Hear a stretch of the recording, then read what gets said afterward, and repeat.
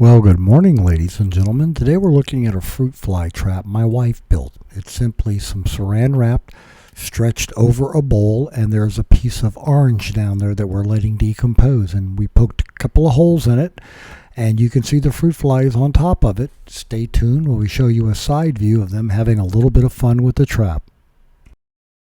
We'd like to ask that you please subscribe, hit the like button, and the notify to stay current with our content.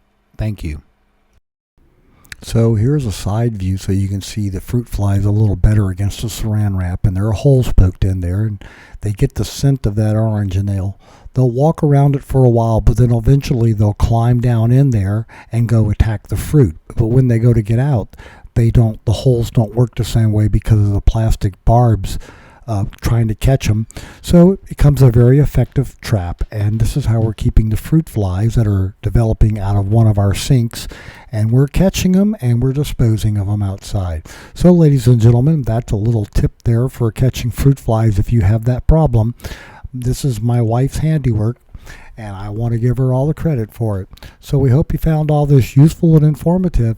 Thanks so much for watching, and we'll catch you on the flip side with something else. Y'all have a fun day.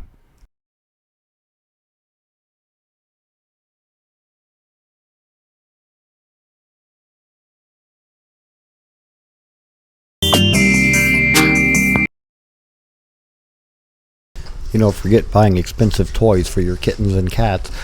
We find that just taking the aircraft spruce box and the paper on the tile floor is more than enough amusement for them for hours.